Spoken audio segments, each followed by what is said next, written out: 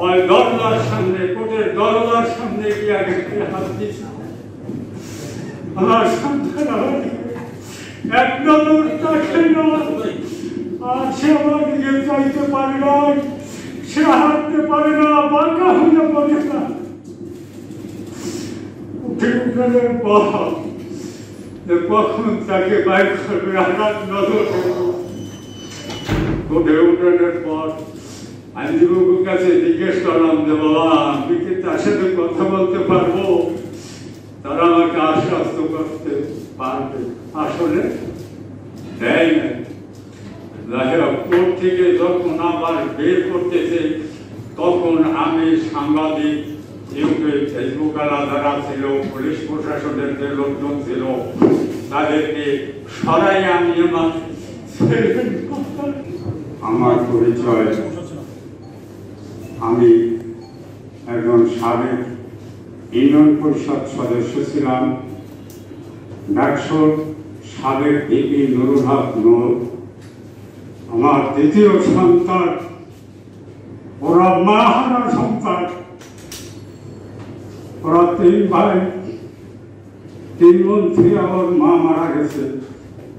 আমি এই সমুদ্র সাগর পাড়ি দিয়ে ছেলে মেয়েদেরকে মানুষ করার জন্য প্রাণ চেষ্টা করছে। আল্লাহ রশেদ রহমান দেশবাসীর দোয়ায় আল্লাহ এটাকে ঢাকা ভার্সিটিতে করার মতো তৌফিক দান করছেন। সেই ক্ষেত্রে সে ঢাকা ভার্সিটিতে ইংরেজি বিভাগে লেখাপড়া করে 18 সালে কোটা সংস্কার আন্দোলনের হাল ধরে। সে কোটা সংস্কার আন্দোলনে তারা সফল যেভাবেই হোক হয়েছে। তারপর ঢাকা ভার্সিটি নির্বাচনে, ডাকসু সাবেক নির্বাচনে সে অংশগ্রহণ করায় আল্লাহর রহমতে আপনাদের 10 জনের দোয়ায় তাকে আল্লাহ নির্বাচিত করছে। কিন্তু নির্বাচিত হওয়ার পরও সে ডাকসুতে সঠিকভাবে বসতে পারে না। আমার মনে হয় আপনারা যে সাংবাদিক ভাইরা আছেন তারা সবাই সকল খবরের তথ্য তা আপনারা জানেন।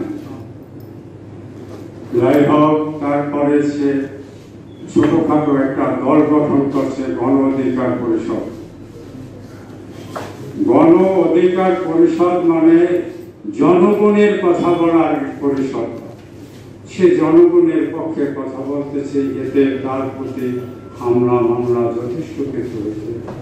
আমি আল্লাহর উপরে ভরসা করে বলতে পারি, আমার সন্তান 3 ছেলে, আমার সন্তানরা আমার ফ্যামিলির ভিতরে কোনো মামলা মকদ্দমা, কোনো অন্যায় অত্যাচার, জুলুম, খুন, রাহাজানি, চিন্তার ভিতরে আমার সন্তানরা নাই। আমি ইউনিয়ন পরিষদের মেম্বার ছিলাম, আল্লাহর উপরে ভরসা করে কই একটা গম, একটা চাল, একটা টাকা আমি আমার সন্তানদেরকে খাওয়াই নাই। আমি আমার নিজের শ্রমের পারিশ্রমিক টাকা দিয়ে আমি এদেরকে মানুষ করেছি। আশা করি আল্লাহর রহমতে এটাই আমার সফল। তো আমি তো দেশের বাড়ি থাকি। গেল 19 তারিখ দিবাগত রাত্রে, অর্থাৎ 20 তারিখ রাত্র বলা চলে, 19 তারিখ দিবাগত রাত্র 3টা থেকে 3:30 এই সময় তার বাসায় বিভিন্ন শ্রেণীর পেশাজীবী, চাকরিজীবী, সেনা সদস্যরা, র্যাব, বিডিআর, আর্মি, এরা তার বাসায় গিয়া তাকে অমানসিকভাবে তাকে অ্যারেস্ট করে এবং তার বাসার থেকে 7-8টা মোবাইল নিয়ে নিয়েছে। পরে তার খোঁজের জন্য যখন র্যাব অফিসে যাওয়া হয়েছে তখন যারা ডিউটিতে ছিল তারা বলছে আমাদের এখানে আসে নাই, আপনারা ডিবির কার্যালয় যান। ওখান থেকে ডিবির কার্যালয় গেছে, সেখানেও তার খোঁজ নেবে। তারপরে তারা বলছে যে আপনারা আপনাদের লোকাল থানায় যান, হাতের জেল থানায়, সেখানে গেছে, সেখানে গিয়েও তার হদিশ মেনে নেয়। আমি যখন দেশ থেকে রওনা দিছি আমরা খুব আতঙ্কের ভিতরে ছিলাম, আল্লাহ তাকে গায়েব করে ফেলছে কিনা। আল্লাহর অশেষ রহমত, সাহায্য গায়েব হয় না। পরে 21 তারিখ রাত্রে তাকে ওই 3, 2, 19, 20, 21 তারিখ রাত্রে তাকে ডিবির কার্যালয় থেকে কোর্টে নিয়েছে। কোর্টে নেওয়ার পর ওখানে তার 7 দিন রিমান্ড দিয়েছে, 5 দিন রিমান্ড দিয়েছে। আমি ঢাকাতে এসে শুনি তাকে 5 দিন রিমান্ড দিয়েছে। 5 দিন রিমান্ডের পর গতকালকে তাকে কোর্টে উঠাইছে। উঠানোর কথা ছিল গতকালকে আগের দিনই রাত্রে, 5 দিন পূর্ণ হয় রাত 8টায়, কিন্তু ওই রাত্রে দেখে উঠাইলে নাকি এটা জানি না, এটা আইনজ্ঞ দ্বারা তারা বলতে পারবে। পরের দিন যখন কোর্টে উঠাইছে, আমরা তাকে এনেছি, প্রথম তাকে কোর্টে উঠা তো আমি বাপ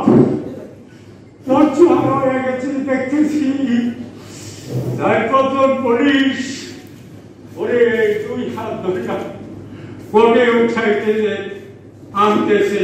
আমি দৌড়ে গিয়া ওই দরজার সামনে, কোর্টের দরজার সামনে গিয়া হাত দিয়েছি। আমার সন্তান এক নজর তাকে আর সে আমার দিকে চাইতে পারে না, সে হাঁটতে পারে না, বাঁকা হতে পারে না। উঠে উঠানোর পর কখন তাকে বাইর করবে আর নজর। উঠে উঠানোর পর আইনজীবীর কাছে জিজ্ঞেস করলাম যে বাবা আমি কি তার সাথে কথা বলতে পারবো? তারা আমাকে আশ্বস্ত করতে পারবে, আসলে দেয় না। কোর্ট থেকে যখন আবার বের করতেছে তখন আমি সাংবাদিক, ফেসবুক আলা যারা ছিল, পুলিশ প্রশাসনের যে লোকজন ছিল, তাদেরকে সরাই আমি আমার গায়ে হাত দিয়া, তার গায়ে দিয়ে হাত দিয়া দেখি তার হাতটা কালো হয়ে গেছে। তার শরীরে স্পর্শ করার পর স্পঞ্জের মতো অনুভব করতেছি। তার আমি পিঠে এই জায়গায় গেঞ্জি রাখলাম, আমি নিজেই, পুলিশ আমাকে তখন কিছু বলে নাই, আমি ফাঁক করে দিচ্ছি। তার সর্বশরীর জড়জড় হয়ে গেছে। কেন? কি অপরাধ? রাজনীতি করাটাই কি তার অপরাধ ছিল? যদি থাকে, বাংলাদেশে যদি এরকম আইন থাকে তাহলে সকলের রাজনীতি বন্ধ করে দেবে, আপত্তি নেই। কিন্তু রাজনীতি করলে ভালো মন্দ 2 কথা বলতেই পারে, বলে, এটা সমস্ত দলই বলে, এটা অপরাধ না, এটা তো রাজনৈতিক চর্চা। সেক্ষেত্রে এইভাবে অন্যায়ভাবে জুলুম করিয়া তাকে মারধর করা, তাকে নির্যাতন করা, এবং তাকে কোর্টে বলা হচ্ছে, কোর্টে যখন তাকে দেখা হচ্ছে তখন জজ সাহেব বলছে যে আমি তাকে দেখবো। তারে যখন আবার পুনরায় রিমান্ড চেয়েছে, সে তার কাছে জজ সাহেব তার কাছে কথাবার্তা বলছে, বলার পরে সেটাকে আর রিমান্ড দেয়।